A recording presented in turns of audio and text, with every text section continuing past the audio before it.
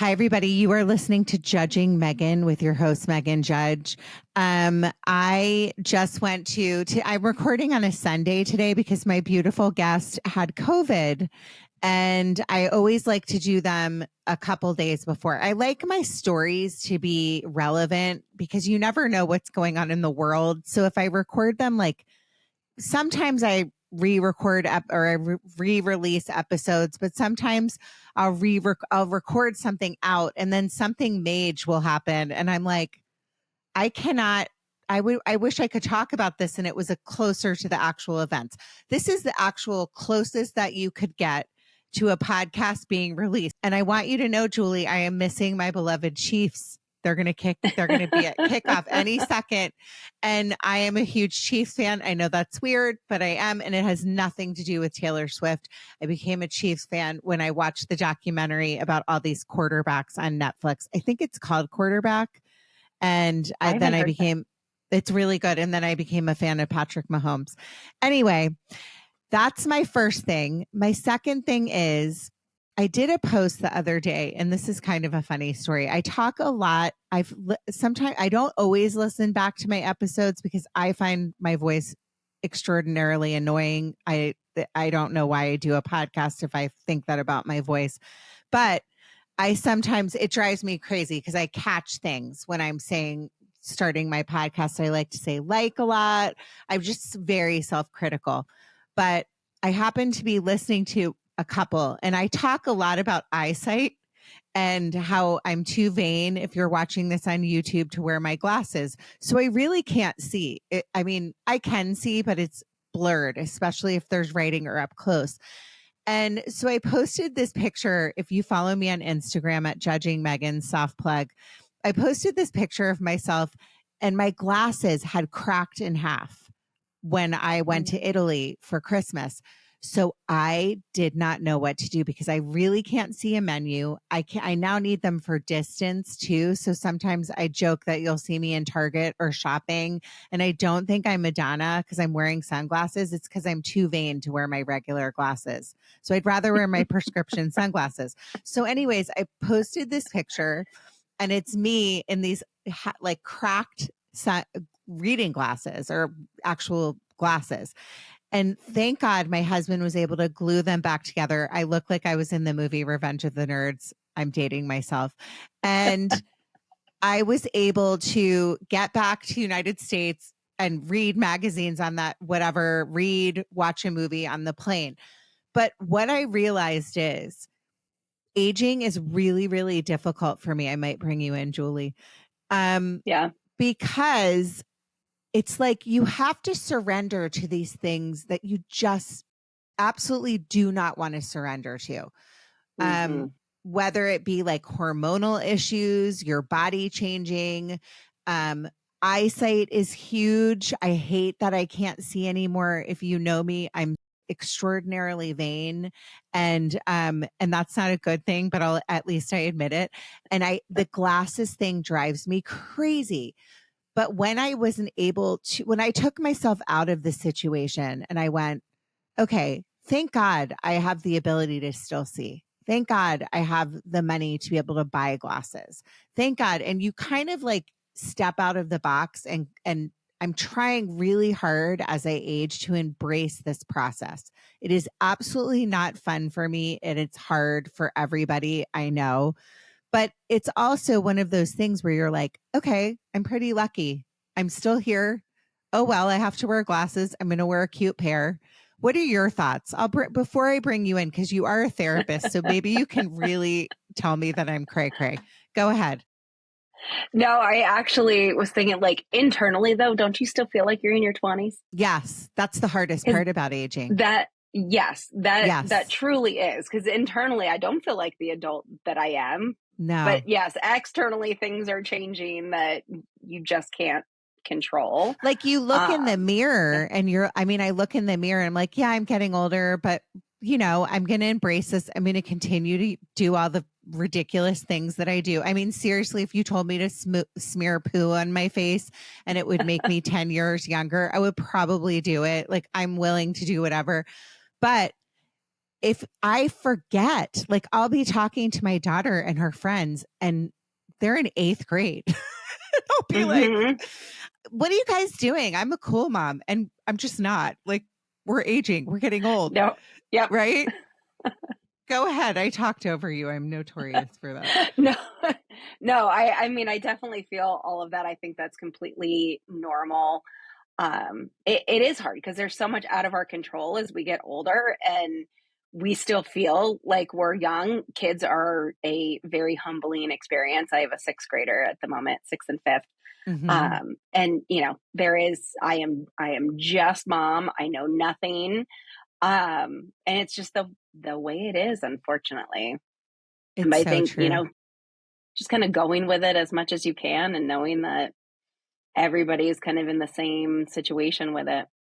But don't you think like it's such a valid thing that you just brought up that as you age, like, so say when I'm 70 something, am I still going to feel like I don't know. It's I a think so. weird thing. You do. I Okay. think so. Yeah. Because you Yeah. I look don't in think the that will ever go mirror away. but that is such a difficult thing. And then, you know, things are getting harder physically. I mean, I'm Oh, yeah. thankfully okay, but like, you know, I just went to a bar class this morning and it was so hard. And I was like, why did you just do that? You're not going to be able to move tomorrow. Just all this stuff. Anyways, I could do a whole Yeah. podcast where I I just mean, talk to you about aging. you Go can ahead. you can sleep funny and be thrown off for a day where, you know, in your Right? 20s, you could sleep on a couch and be totally fine, or sleep on the floor and be fine. It just, yeah. It's good. It's good Aging's a times. cruel joke. Anyways, the whole point is thank God we're still here.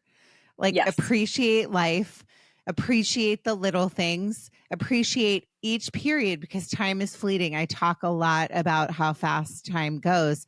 And I think that's why we identify as being young because we just feel like we were young a decade ago. Like, I feel like I was in my 20s a decade ago. I was not.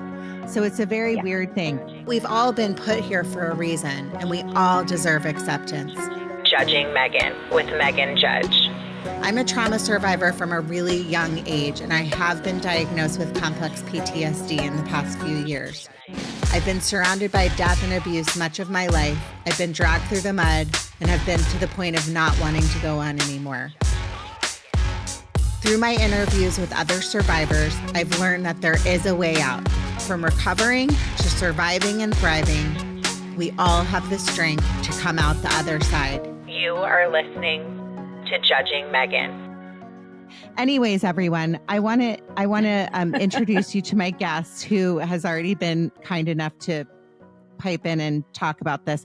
Julie Payne is a licensed marriage and family counselor. She specializes, Julie, correct me if I'm wrong, because now I'm putting my glasses back on.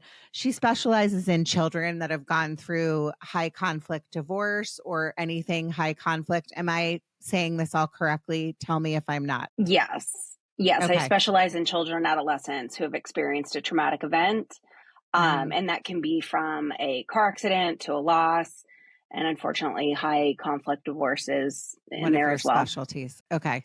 Okay. Well, Yeah. I, being a parent and you're a parent, I have a lot of listeners that are parents. And so I like to mix it up and do episodes about, and my husband this is kind of funny, but he's like, why do you do so many episodes about about divorce and your friends are going through divorces? Or he's like, are you trying to tell me something? Are you sending a message? Yes. No. I love him. He's the best. But it's just interesting that I stumble upon people, and I met Julie through a mutual friend, and I just was like, you need to come on because I really need to pick your brain on, you know, these children that are, first of all, it's nearly impossible to be a kid right now. I can't even be an adult. So really is. Can you start there? Like, talk about what it's like being just a kid without all the other stuff. Yeah. So, I mean, and you said it, being an adult right now, everything is so difficult. I don't know a single person who is not struggling with something at the moment. You know, I feel like the last several years since COVID hit has just been honestly a shit show for almost everybody trying to, kind of figure that out. Thinking back when COVID hit, kids were already stressed with dealing with social media. We never had to deal with social media, growing up. And thank God Thank the things God. that we I would did never were have been not, employed. Yeah. no, for sure. Yeah. Yeah. And so, there's that pressure. And then there's still a huge pressure about, getting good grades and expectations of taking AP classes and all these honor classes and getting into a good college. And, even in families where it's not the parents putting that pressure on the kid, and actually they do a really good job with it, there's still this tremendous amount of pressure that they're getting from the school of, they're not going to get into a good college if they get a B in PE, which is just ridiculous, So prior to the pandemic, it was already really bad. And within the mental health, we've seen it just increase exponentially since the pandemic has actually, kind of hit, and how we handled the pandemic with school. I think we did a terrible job expecting parents to be teachers at home and kids to act like, it's a normal school day and get things done. That created a lot of problems. But what we're seeing is that children's mental health right now is at crisis levels. It is so bad. The rates of, suicidal ideation are really high, self-harm are really high, depression and anxiety are really high. Kids don't have the resources or the resilience that we would want them to have. They're delayed several years right now just from COVID. And I'm seeing that from, my youngest in elementary school, and I teach at the college level. I've seen it across all levels. So it really is this bigger thing than I think most people realize. And so with that, things just continue to get worse in the world. Wars are happening, racism, everything kind of compounding on itself. Adults are at their breaking point, and kids are there too. And yet we expect them to still go to school every day, pay attention, get their homework done, not talk back, do their chores. And it's too much for them. So really making sure that kids have an outlet and a place to just be. Well, let me ask you a question, because when we were kids, I would go to school, no phone, right? We didn't have phones, thank God. My mom would open the garage after school, and my brother and I, we had lived on a court in Potomac. I grew up in Potomac, Maryland, and we would just, all of the kids in the court, we would all play like kick the can. We'd all be outside. And that was it. And so we were able to leave school, not think about it until the next day. So now these kids, and we as adults, I talk about this all the time. I can't even deal with, I've blocked 5 trillion people through. I went through this horrible friend breakup with a bunch of, I call them the Karens.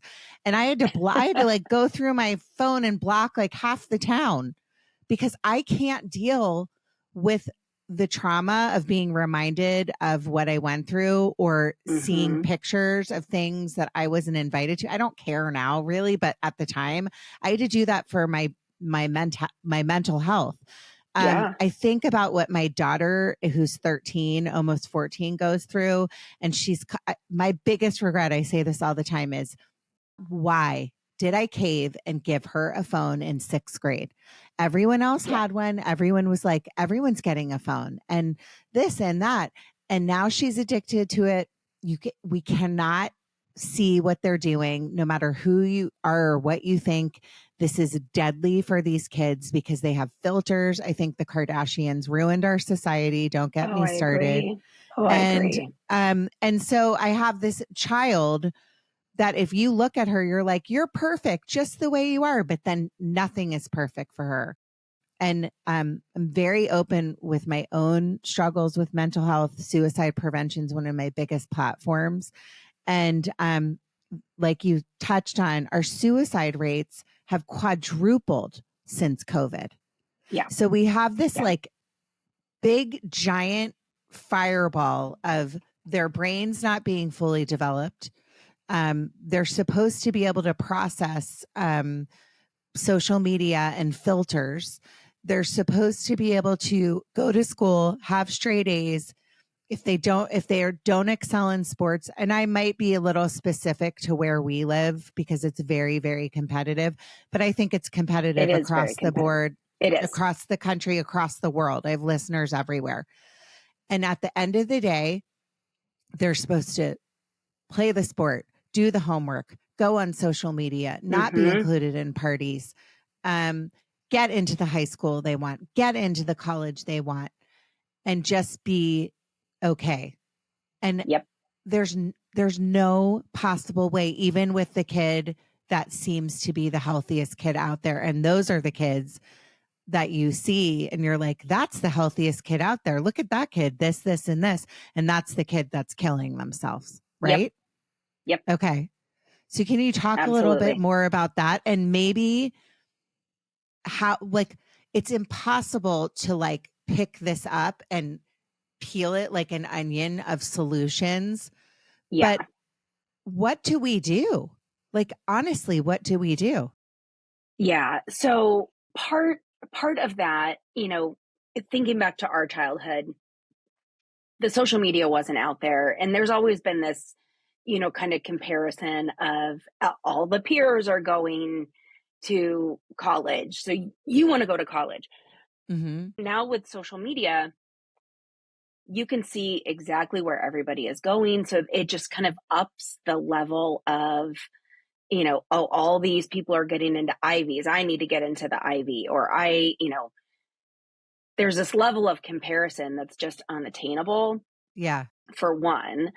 But yes, what a 4.0 did when we were young is nothing now.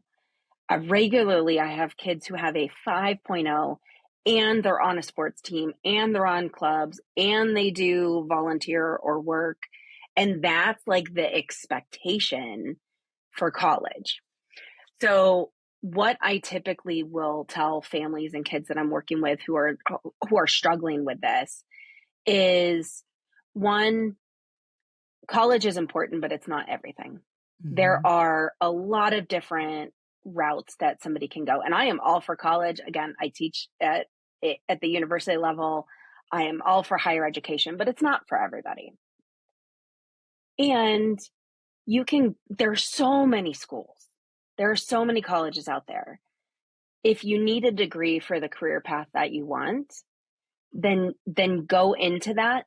But where you go to college really doesn't matter. Nobody cares. Hey, Julie, I have to interrupt you and tell you the following. Yeah. And I have to tell my kids this more often. Your friend Meghan went to Lynchburg College. They've changed it to University of Lynchburg. It's still known, I think, as a top party school. I survived. I was a theater major. Now I make my living doing podcasting, which is totally weird. Didn't even exist when I was in college.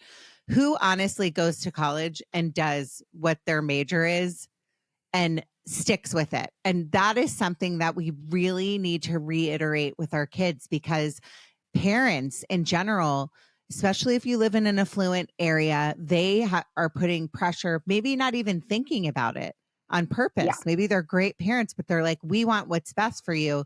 You need to go to such and such college.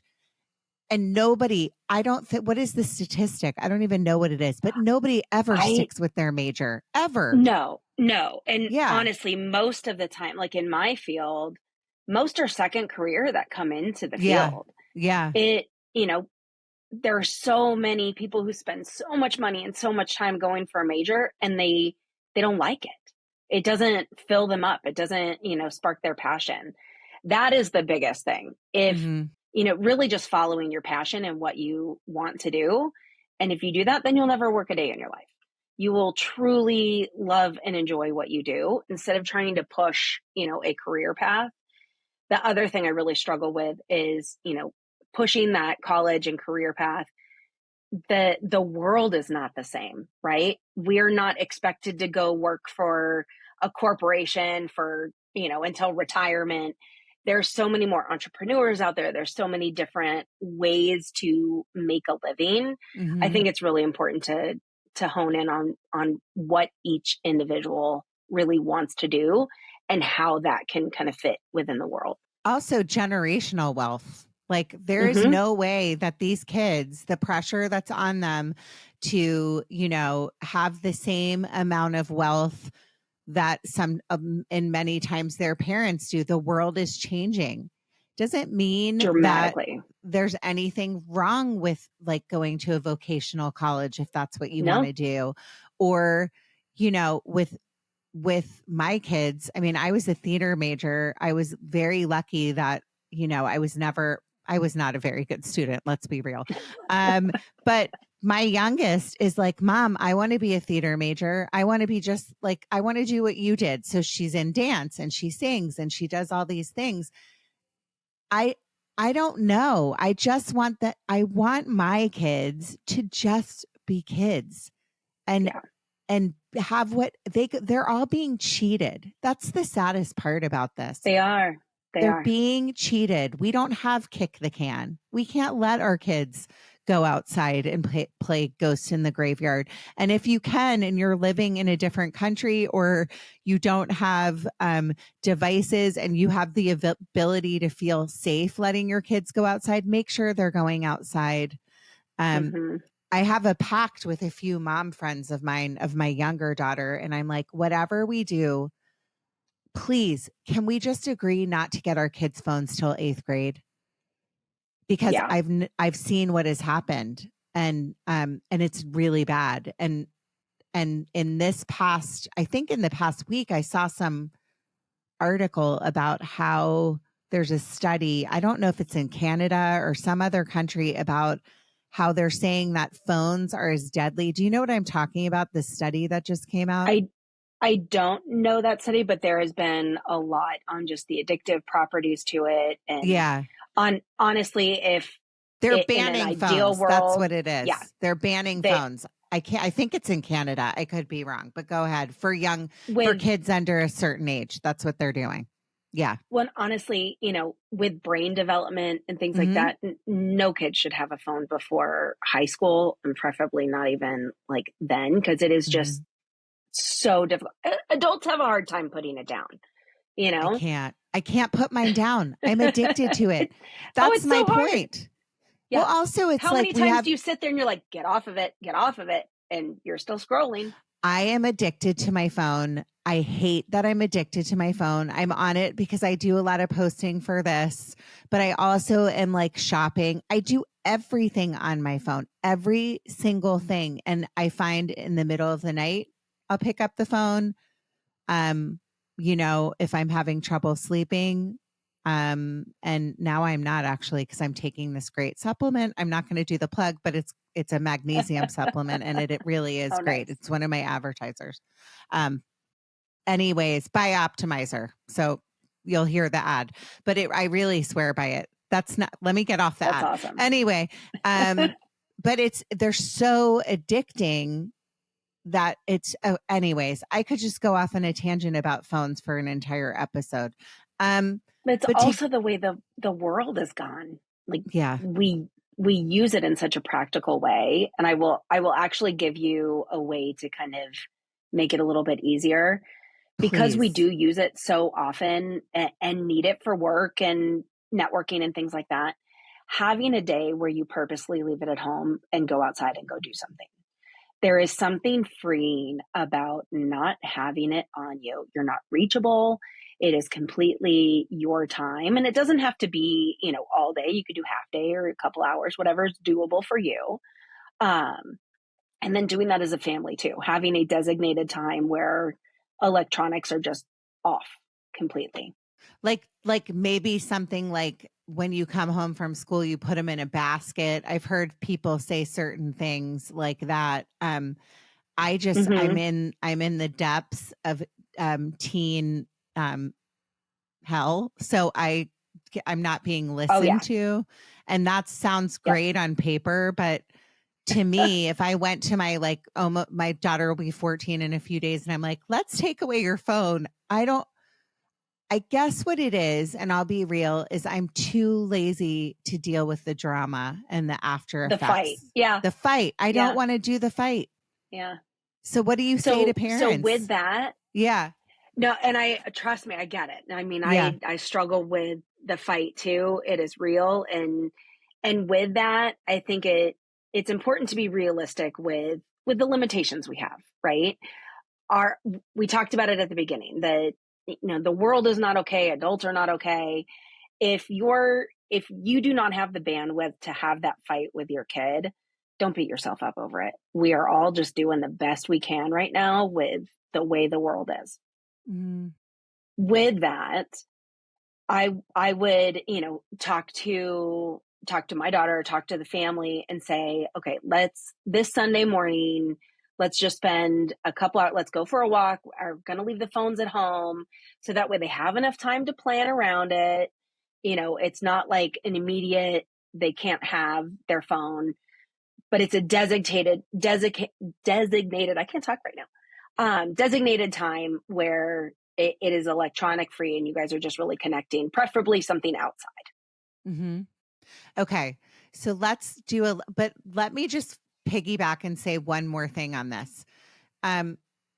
What are we supposed to, I mean, I know this, it's like peeling the onion back, like I said, but I am so stressed out, like not only just about the politics and the racism and all the horrible things that are going on in the world. What do we tell our kids? Like, what am I supposed to say? Because I don't even feel like it's going to be okay. I don't. I wake up at night and I go, our environment is screwed.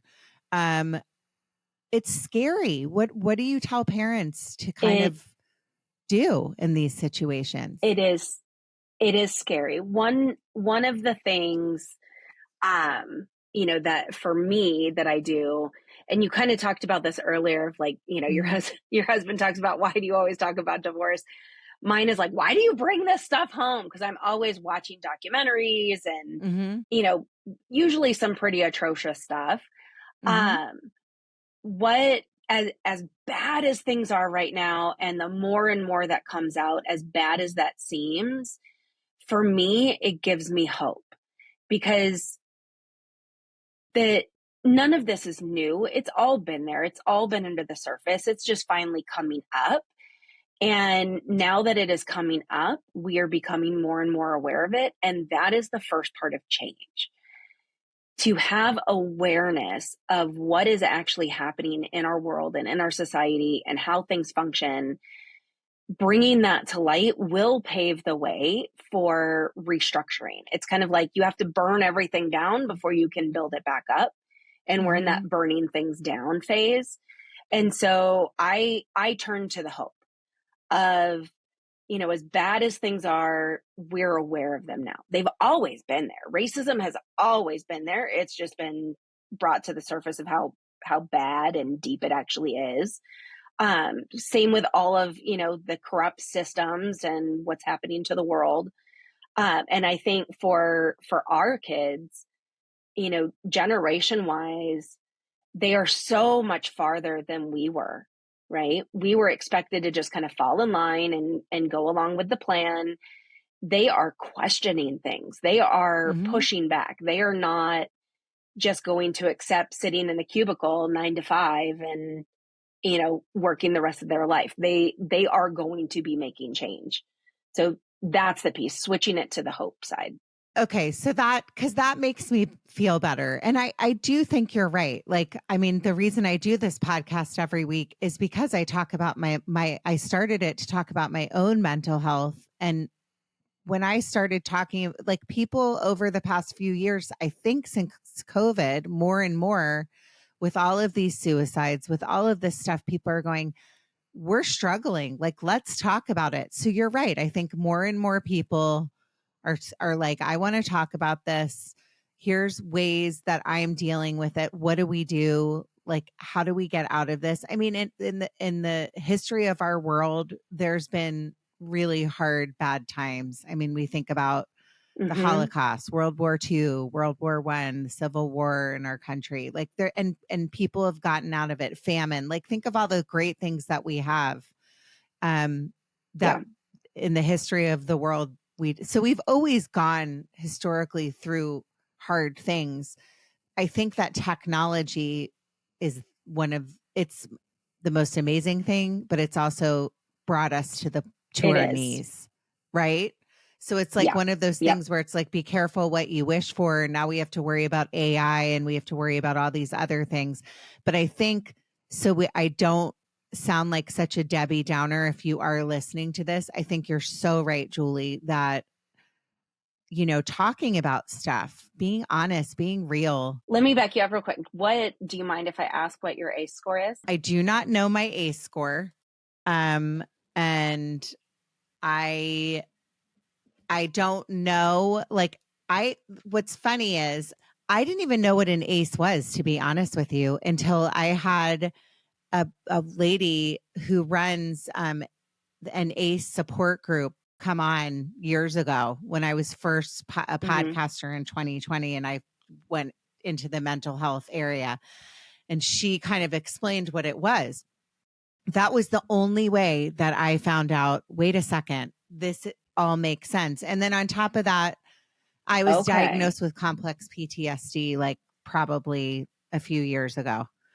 So, which all makes sense because it stems back to the PTSD of witnessing my sister dying in front of me at age 2.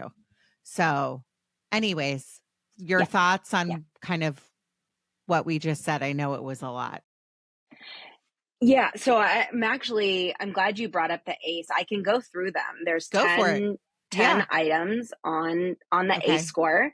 So if you want to kind of keep track, and any of your listeners, if you want to keep track, and then I'll tell you kind of how that correlates to what we're seeing. So you just mark yes or no on any of the 10 items. I've done this test, by the way. I just must have gotten a score and forgot, but go ahead.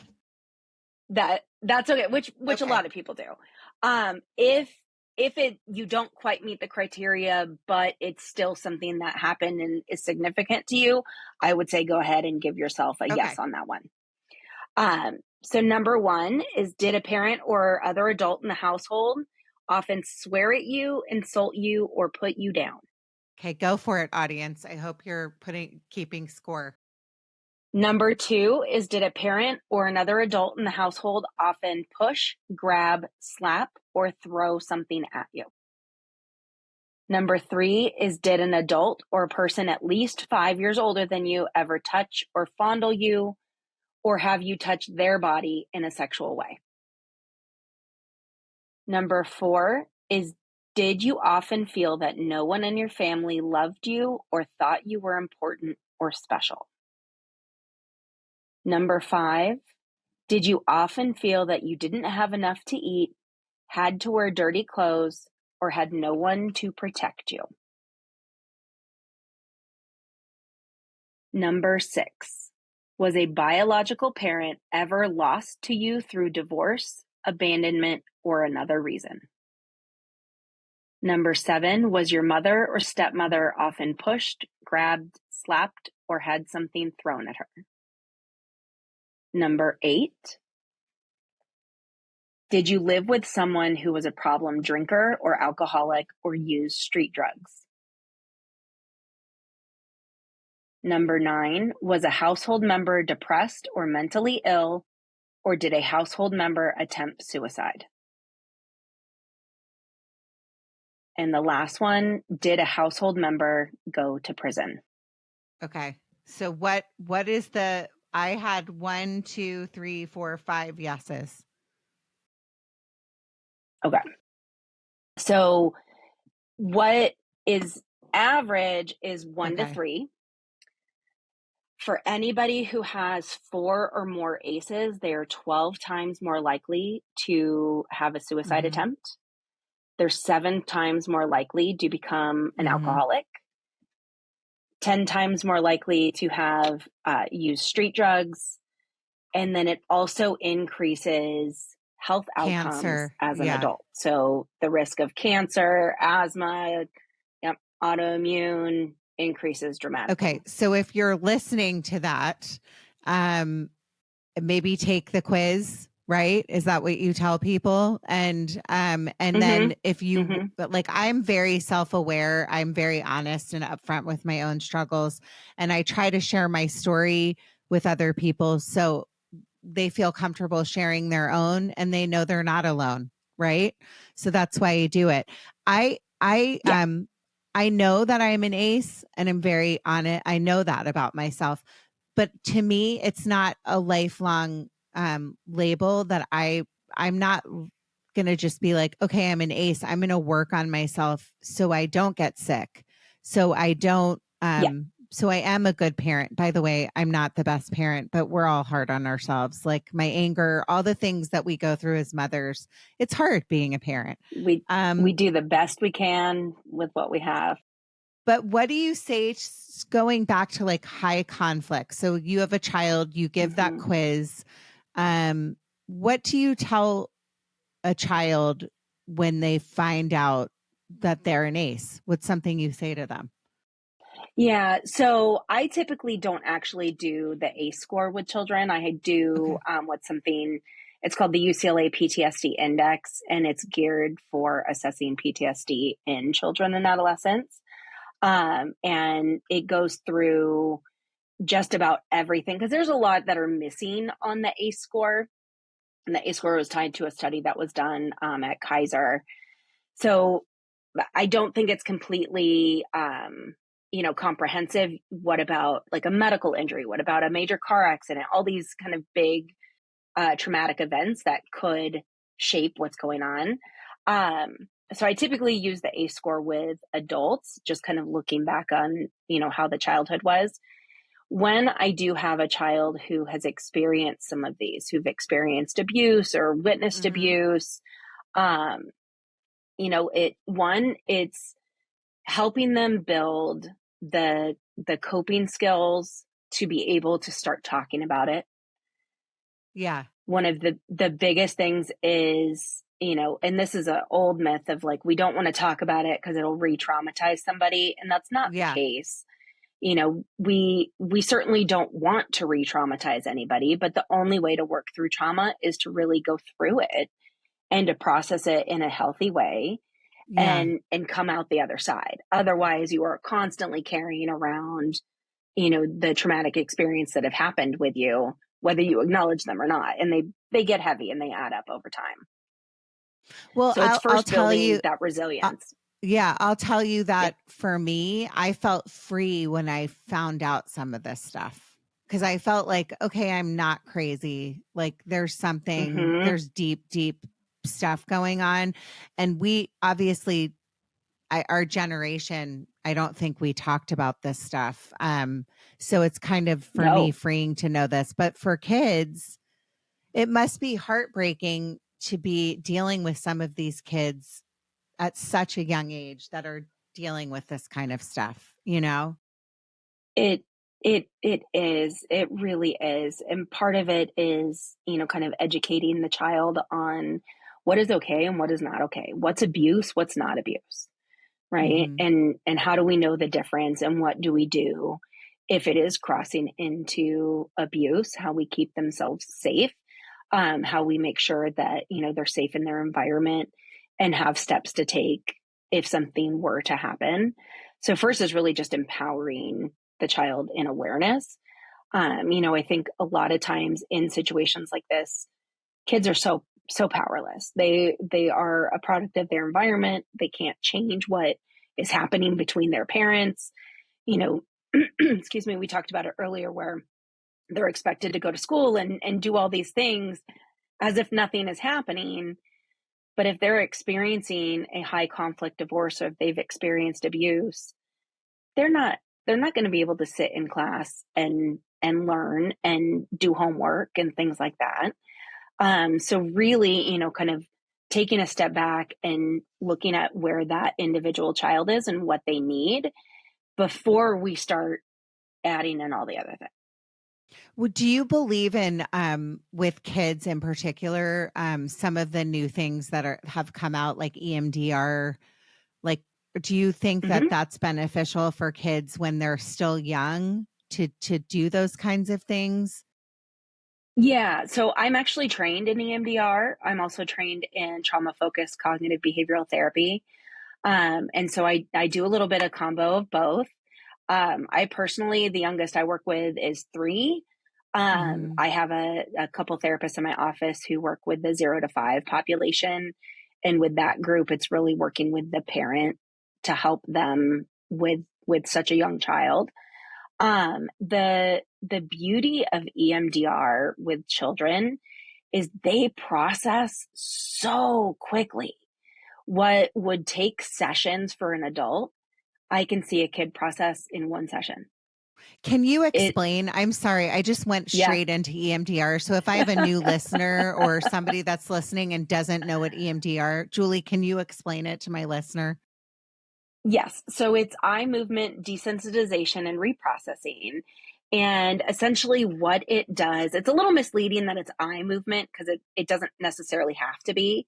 Yeah. But it's bilateral stimulation. So some will use tappers, some will use their hand and you just follow their hand or fingers back and forth. Some can use audio tones. So it's just alternating from one side to another. And the idea is, we build up a lot of resources before. Anytime there's any trauma work, we want to make sure that you have a safe place to go to. You have ways to, kind of calm and reset the nervous system when it gets too activated. So that's standard with any trauma treatment. But once you get into the reprocessing, the way EMDR works, you don't have to do like traditional talk therapy. You think of a memory that you have Mhm. and the negative cognition that comes with it. And we kind of help you walk through that. And then we come up with what you would like to replace that negative thought with more positive thought. And then we do the reprocessing. And so the way I describe it the best is if we've been through a traumatic experience and that memory is very vivid in our mind, right? We feel like we're living through it again. With EMDR, we take that memory and turn it all the way down so it is like a grainy black and white image that no longer is activating. And it's pretty amazing how well it works. The other piece is, let's say, you had a situation last week that was really upsetting and bothered you, and we're focusing on that. It may be connected back to kind of an early childhood memory of, maybe getting in trouble or not feeling heard. And so it kind of connects all of the things that are attached to it as well. Isn't it crazy like what our brains can do? I mean, Hmm. also I've done EMDR and I actually want to go back to it. And I think it's really amazing and you know, beneficial for anybody that's gone through as a trauma survivor. I would highly recommend it. Yes. Um as far as I know I'm skipping ahead a little bit, but for the sake of time, I would love to talk about children that have dealt with like a loss or children that have dealt with abuse, for example. So like if they're Hmm. in a household with an abusive parent and it's a second marriage or something, and what do you tell the parent? Like how do you tell parents that are, say it is a parent that really loves the child, they're in a second marriage or a third marriage, and the other parent that you find out is abusive, but the parent doesn't want to leave. Like what, you must have been in this situation before. What do you do?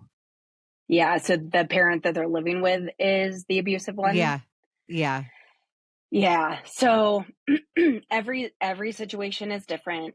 Again, one of the things is as parents, we do the best we can. Most of us, kind of treat our children or raise them the way that we were taught, and most of us were spanked. Most of us were spanked with things, and that constitutes abuse. So there's a There's couple different levels. things. Yeah. There's levels. Yeah. So if I have a family that comes in and I'm told that the child's getting spanked with things, or the types of punishments are abusive, I will have a conversation with the parents over what is abuse, what isn't, proper ways to punish, ways to handle different situations. And honestly, spanking and corporal punishment doesn't work. We have all the research to show that it does not actually do what we want it to do. How we were taught was all fear-based, right? You feared your parents. You didn't want to get in trouble. And that is not the way that we should be raising kids. Fear-based parenting makes it so the kids don't ever come to us when they have a problem because they're afraid to get in trouble, which ends up leading them to solving problems on their own and getting into more trouble, right? Because they didn't want to come tell us in the beginning. So really kind of looking at what we're doing and what the ultimate goal is. Teaching somebody to do something or to have good behaviors and things like that. Do we as adults respond well to being yelled and screamed at and punished in work? Or do we do better with rewards and praise and compliments? Kids are no different. So one, really working with the parent on kind of that dynamic, and then letting them know what constitutes abuse. And if it happens again, I will be making a report because, we're mandated reporters, as are many professions. Sometimes, that is told to me and it crosses the boundaries and I have to make a report anyway. In those situations, as a therapist, I try to have the parents involved as much as possible. I will have the parents in the room when I contact to make the report. In those situations, it goes so much better when DCFS knows that the family is involved and they are going to continue to work with me. And so for the most part, we just build up resources and things are good. What difficulty exists is when there is a parent who does not think that what they're doing is wrong and stands by the abuse. That's where it really becomes a problem. And okay. So what do you say in those situations? Like, for example, a parent, like say they are going through a divorce and the parent is abusive and the other parent has to go through the court system, which we both know is a very difficult. This is a whole separate podcast, but the court system in our country is broken in a lot of ways, family court. And so, I mean, I know enough now from friends and things I know to know that I can't even believe the things that I've heard. Like, you just think that I agree. If you go through a divorce and say you're a parent and you're like, let's say you're just a mother and the other parent is abusive and abusing the child physically or sexually, you would go to court and you would think the judge will be like, that child goes to the mom full time and the mom will get half of what. It doesn't work like that. No. What do you do in these situations? You must be pulling hair out of your head. Like, I don't know how you do what you do. Tell me that. It is beyond frustrating.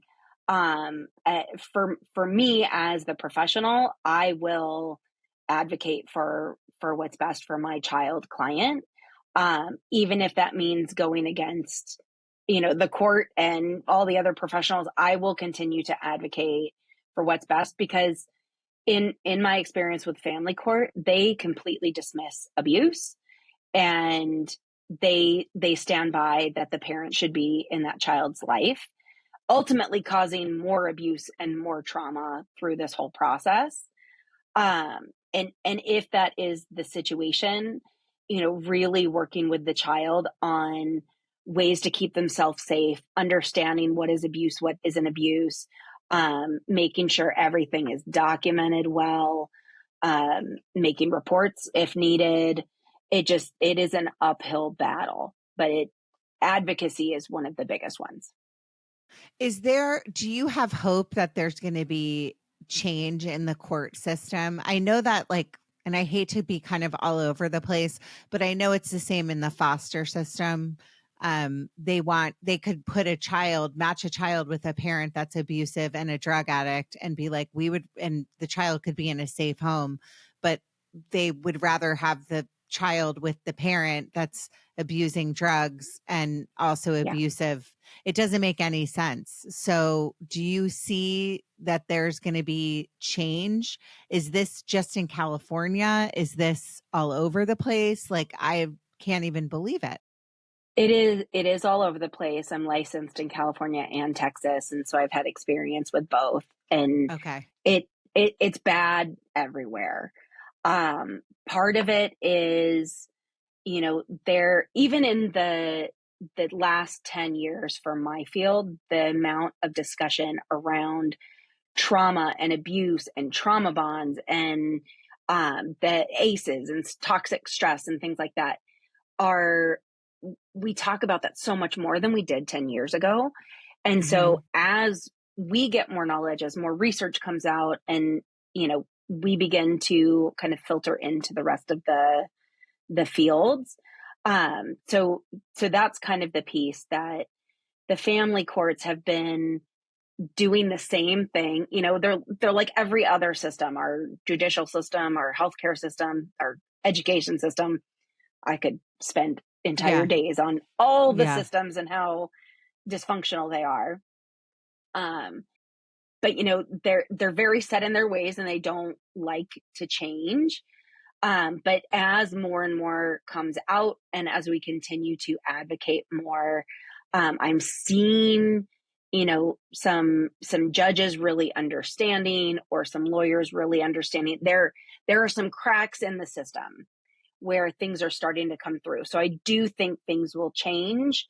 I don't know how quickly. I hope it's sooner rather than later, because it is awful to see just the amount of perpetual abuse that happens because of the court system trying to do what's best.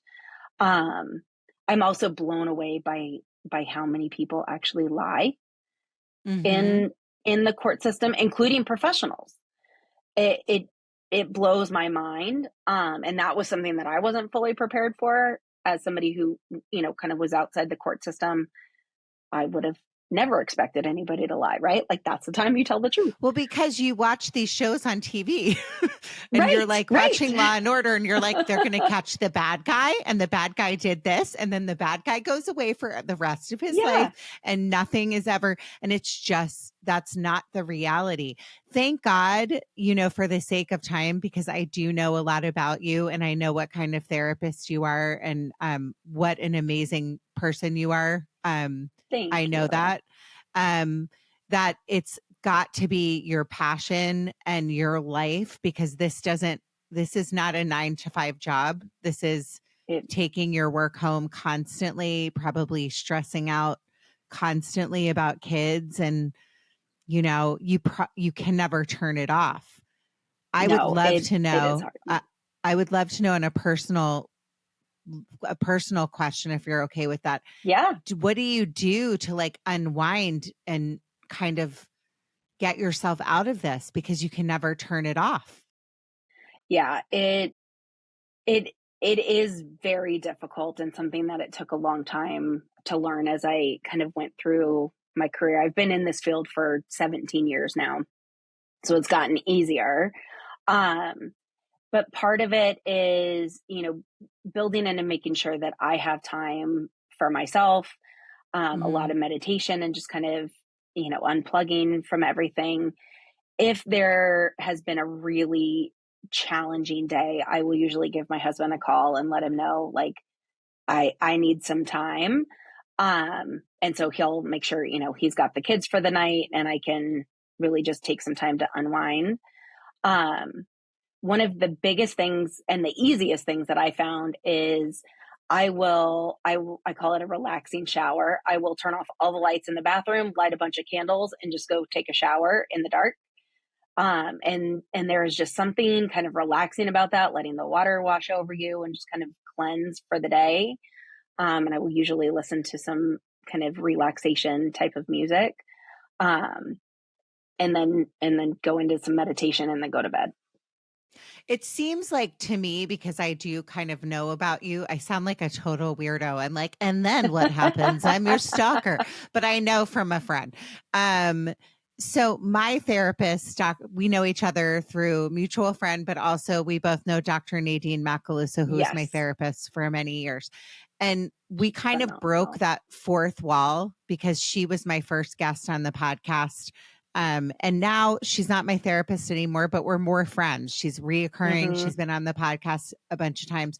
What I love about her, because I've been in and out of therapy my whole life, is that she, with therapists or psychiatrists, it's like very like, let's write notes. And then at the end of the session, time's up. And then you're kind of left going, I'm kind of like opening a wound of feeling in pain again that this person's abandoning me at the end of the hour. Right. Yeah. And I think that a lot of people feel that way. I think what I foresee and would love to see more in your field, and just, being an outsider that talks to therapists all the time just because of what I do, is humanizing it. I'm not saying you have to be best friends with your patients, and there is a doctor-patient relationship. But what I like about you is that you kind of like break that fourth wall as well. And I can tell for Dr. Nay, it's her passion. She loves helping people. For you, it's your passion. You love helping people. Helping people helps you, right? Yes. It's the best thing that we can do in our lives is I say it at the end of every podcast, be happy by making other people happy. That's why I do what I do. So I just think I'm so grateful to therapists like you, of young kids, because I was one of those young kids that needed your help. I was too. There's a reason I got into this field. Most people go into your field because they went through it. So in closing, Julie, where can people find you? I'm going to post all of this when the episode comes out, but I know you're licensed in Texas and California. Yes. Can you share how people can find you? Yeah. So I have a couple different websites. My main one is Julie Payne, MFT @gmail.com. That's Mary Frank Tom. So Marriage and Family Therapy. I also own Peninsula Center for Children and Families, and that website is peninsulafamilies.com. And then I also have thriveinschools.com, which was born from my dissertation. I developed a trauma-informed school-based program to meet the needs of those kids that we were talking about directly on campus, because those services just do not exist. So I'm trying to break into the public school system, which is a bunch of red tape. But that's really where the need is, because the kids just aren't okay and they need the additional support. Yeah. I mean, thank God for people like you. That's all I can say. Thank you so much for what you do. It takes a village, as you know. And, if you're a parent or like a friend that is suspicious of someone, I don't know, talk about it, find someone. Or you're a kid. I mean, kids should not be listening to this. I don't know. There's it takes a village. We have to look out for each other. If you have a weird feeling, go with your gut. Trust your gut. Yes. Trust your gut. Oh, absolutely. I also said, if for any of the listeners, if you're wondering, should my kid be in therapy? I personally wish that every kid, by the time they were in high school, was in therapy at least once. Just so they know what it's like. That way, if anything comes up, later on, they know what it's like already. They can go back. But being a kid is tough, and nobody wants to talk to their parents. Their parents don't know anything, including my own, right? And I do this for a living. I work with kids, and even to my own kids, I'm just mom. But having a place where a kid can go and really just talk about anything that's bothering them in, a very safe way, where they can get coping skills, they can get resources. I think it is so beneficial. So there doesn't have to be something wrong. I say it all the time. Therapy saved my life. If everybody was in therapy, guess what? we wouldn't have these issues. Exactly. Right? Exactly. So even if you're an adult, I just think everybody should be in therapy, and I think our mental health should be free. So I'm sure you agree. I agree. I agree. We could do like a 4-parter, Julie. We could, and we maybe could. we will. Maybe we will. In closing, everyone, thank you so much. If this episode was a little bit confusing in the middle, it's because I somehow got unplugged. I don't know why, what happened, and then we came back in. So I'm hoping that my miraculous editor, Celeste, thank you, Celeste, can fix this so it's all piecing back together. Julie, I'm so forever grateful to you. Thank you for what you do. Thank you. In closing, everyone, be happy by making other people happy. Judging Meghan with Meghan Judge.